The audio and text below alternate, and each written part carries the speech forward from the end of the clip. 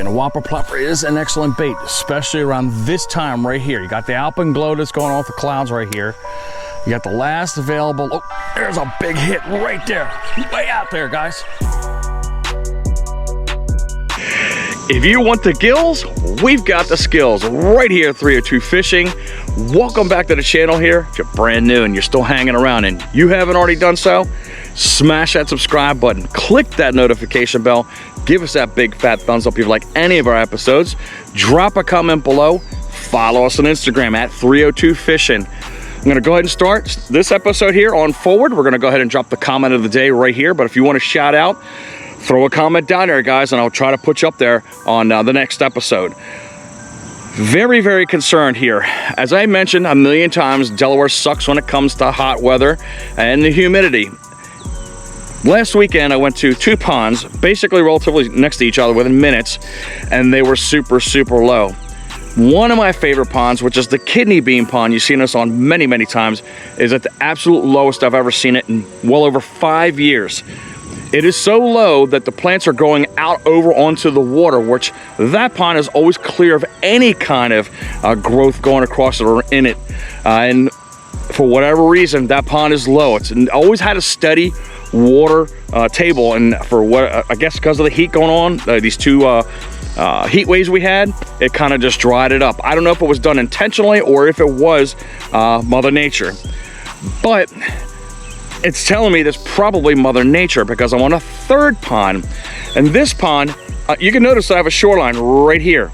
This shoreline's not supposed to be here, guys. I mean, right here you can see that these bushes where you see me fish back in the early spring are supposed to be underwater, the bottom of it. And that's where I caught this fish, where we had that episode with the Kraken Craw.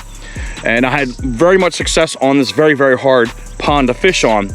So we're coming back out again and trying to see if these fish are willing to bite. You know, when the water is low, that oxygen is low, and these fish are going to probably become lethargic and not want to exude a lot of energy until these waters build back up and replenish that oxygen saturation again and getting these fish more active.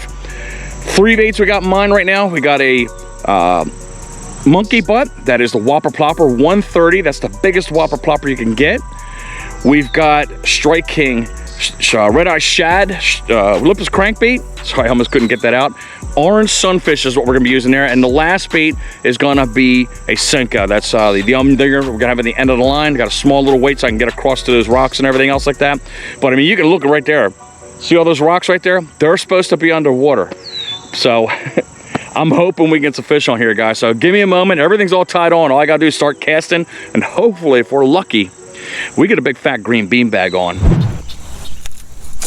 Ooh, good job, Dan. Nice cast.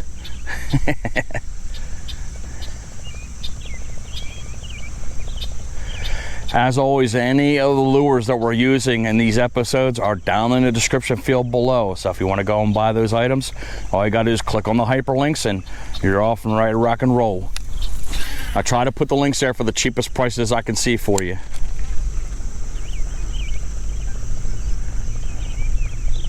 Let's walk over here and try to go perpendicular to those rocks over there. But I'd be wading through this.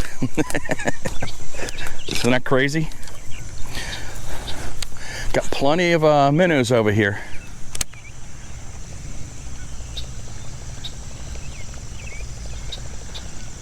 But I'm gonna be throwing long bombs all the way as far as I can throw right here over in the shallow area with the Whopper Plopper.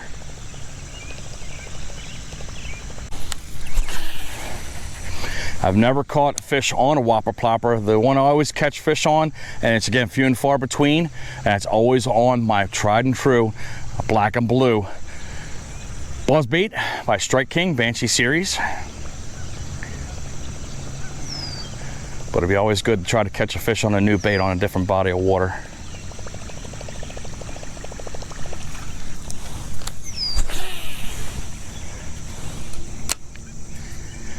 But these are humps. Like, if you can imagine a mound of dirt in the middle of water, that's where they're at. There's like 1, 2, 3, and 4 of them, so they're probably gonna be hanging right on those slopes of those mounds. That's why I'm throwing that Whopper Plopper out there as far as I can get it, to try to come across those.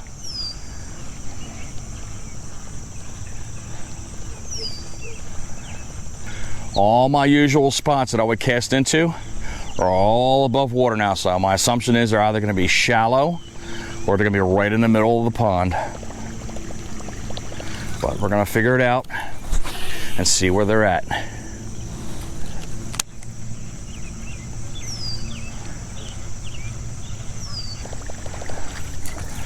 All right, let's move back over here. Cast parallel to the shoreline here. And then again, we'll throw that Senko out there. Very, very slick here, so I gotta take my time getting out here. All these goose feathers and God knows what the hell else is over here.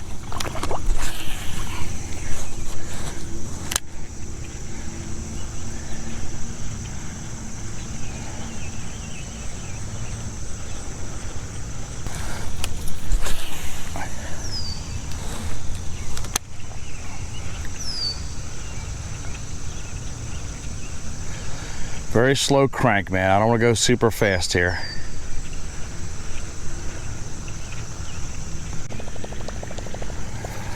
All right, let's go back over by the rocks there.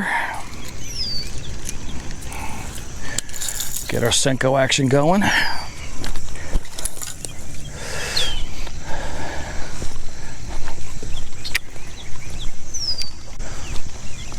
I put a little 1/16 ounce on there just so I can get a little bit of distance, so I can get somewhat halfway across this pond here, because without it I probably wouldn't be able to get anywhere with this Senko lightweight with nothing on it.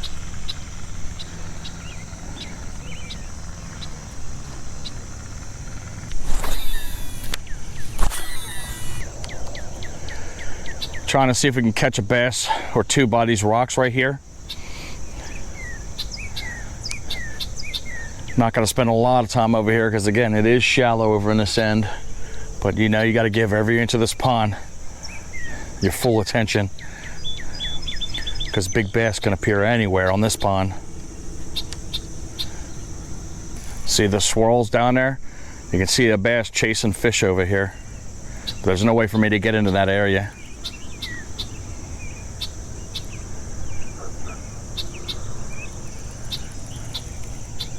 I'm literally watching on that shoreline, minnows being chased all over the place right there.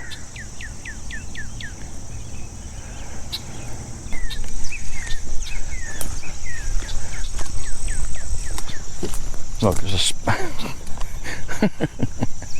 but yeah, I'm not looking forward to this heat coming up here next week. It looks like about 5 or 6 days it's going to be like that. It only takes 3 to be a heat wave here in Delaware.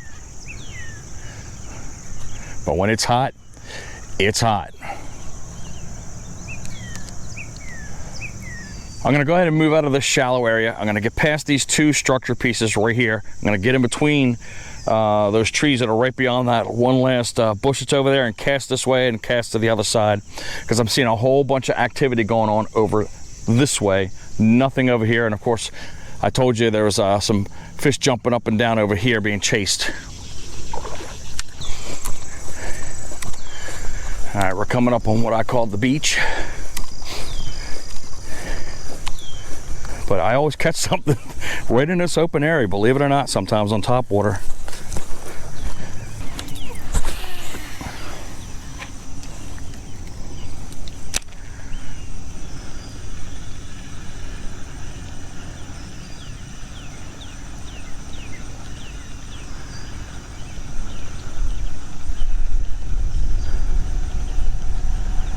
What a beautiful breeze blowing.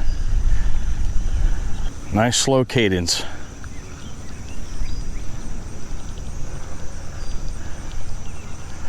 But you can definitely hear that plopping noise from like a mile away, especially when you use these big ones, man. This thing's got to call one big one.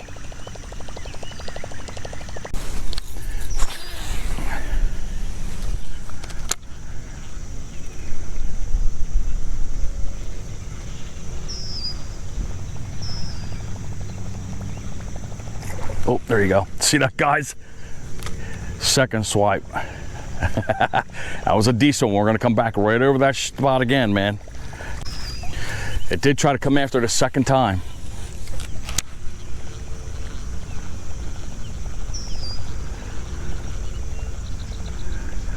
But if it doesn't strike there, we're gonna throw the Senko right over in that area.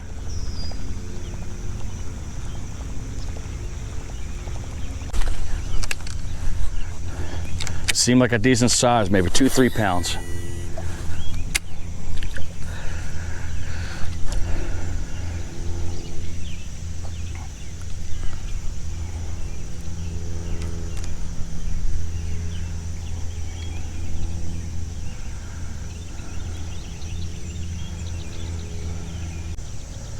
Let it hang and sit there for a minute or so. I know the fish is there.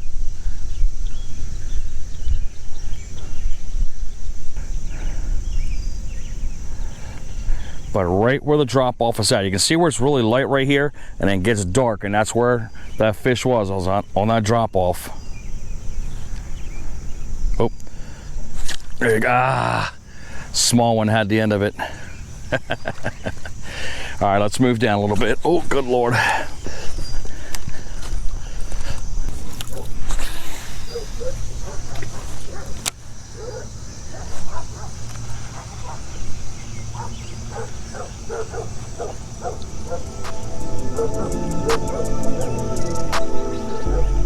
There you go. Big one, guys.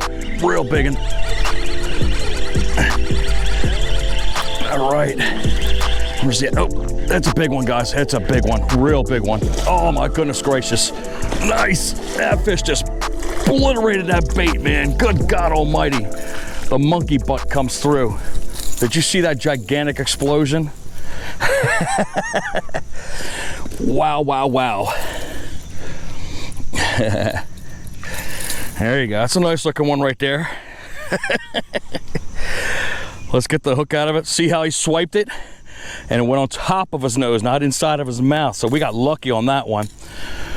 But boom, pretty fish.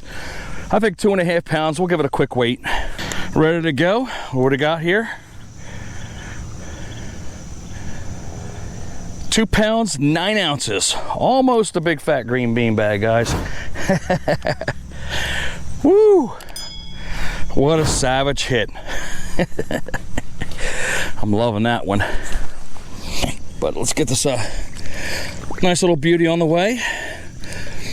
It's tensing up, so I know it's ready. And she's going. Yeah, I couldn't resist this day. I mean, the temperature is just perfect. As I told you, it's, again, just about overcast a little bit. Prime conditions for using topwater baits. That's why I grabbed the Whopper Plopper. Let's see if there's another one in the area there. It's a little closer to the shoreline.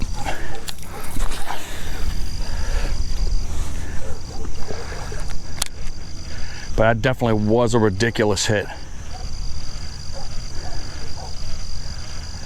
Same thing, it felt like that line was loose, but I kept on cranking, as I always mentioned to you. Fish remained on. The reason why I'm doing a slow retrieve is because I want that plop to have a deep resonating noise, man, just to agitate the living crap out of these bass. Because the faster you go, the lower decibel sound it'll be. I want them to hear it. I want them to chase it. Oh, goodness gracious. We keep getting this thing all jacked up here. I don't know why that keeps doing it. I think I need to turn this down a little bit. Let me take a look and see how much, or how fast this comes off the rod here. I think my tensioner's a little loose. Yeah, it's a little fast.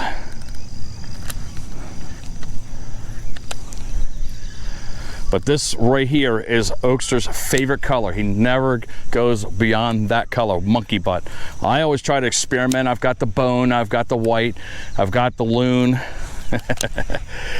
But this is my first one on the color that Oakster likes to use.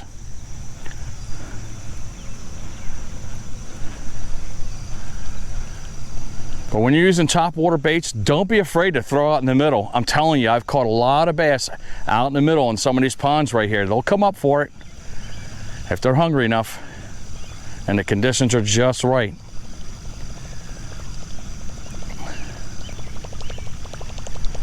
Same thing with the buzzbait. Reel it all the way to your feet. because they will come right to you.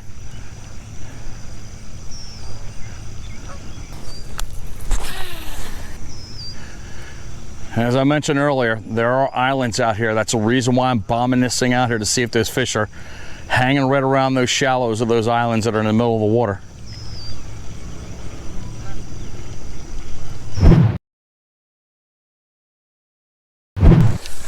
Gotta keep it going here. Still got a half a pond to get around here while we got some light.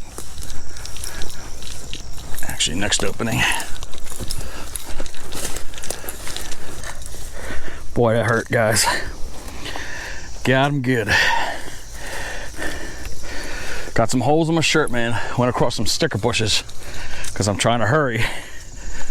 Fortunately, I didn't cut myself up.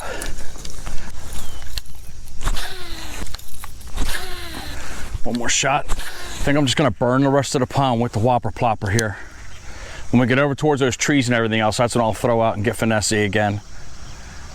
But again, we're pressed for time right now. All right, let's try to see if we can get past that stick that's sitting right all by itself right there. And cast past there. Maybe that was a bass. Hopefully it wasn't a gizzard shad. But it'd be nice to have another blow up. We only had that one fish that we brought in so far.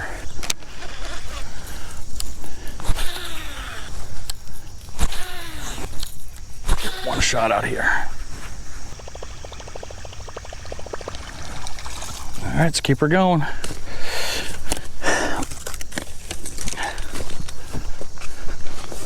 Kind of good that we got this shoreline, but kind of bad. But again, very, very comfortable out here.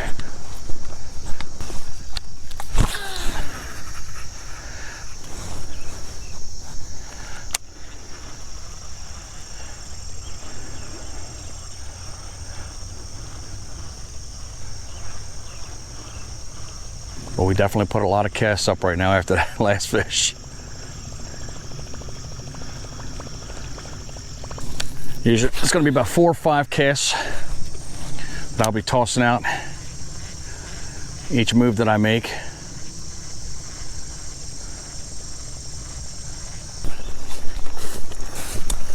Come on, baby. But you can see how tough it is, man. Even with some great looking baits I got right here, the bite is tough. If I get 1 or 2, man, I'm a lucky man. All right, Cinco time.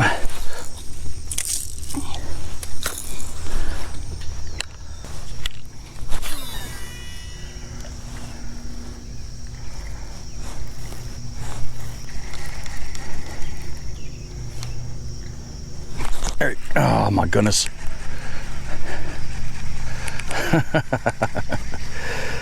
Good God almighty, Dan. I was sitting there screwing with a backlash and something picked it up as I was trying to reel the line back in.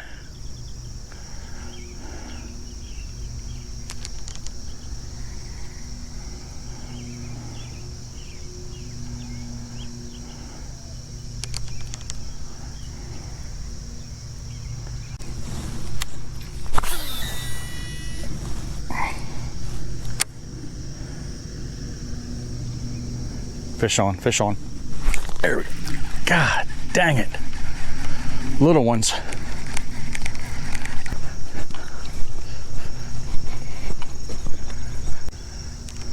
I'd say we got about 15 to 20 more minutes worth of light here.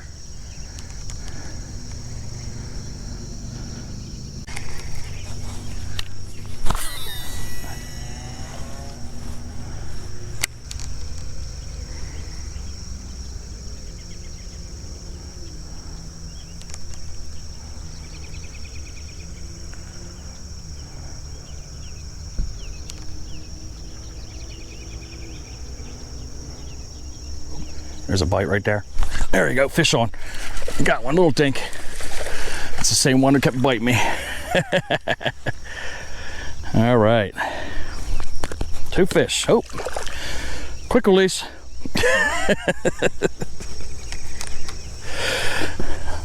It was just my inner being saying, I gotta get this fish. He was annoying the crap out of me.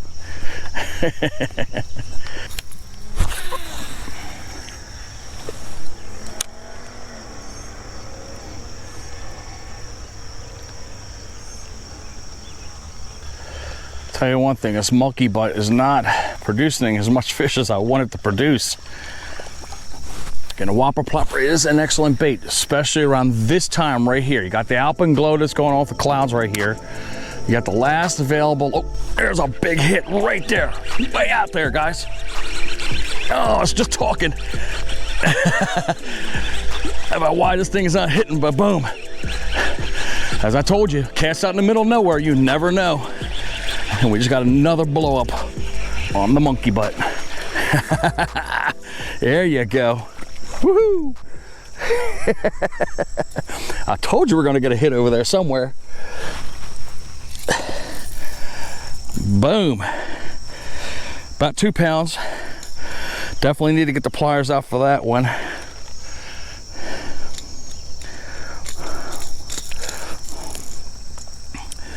Got to get the ones out of the mouth first, and then we'll show our little buddy off.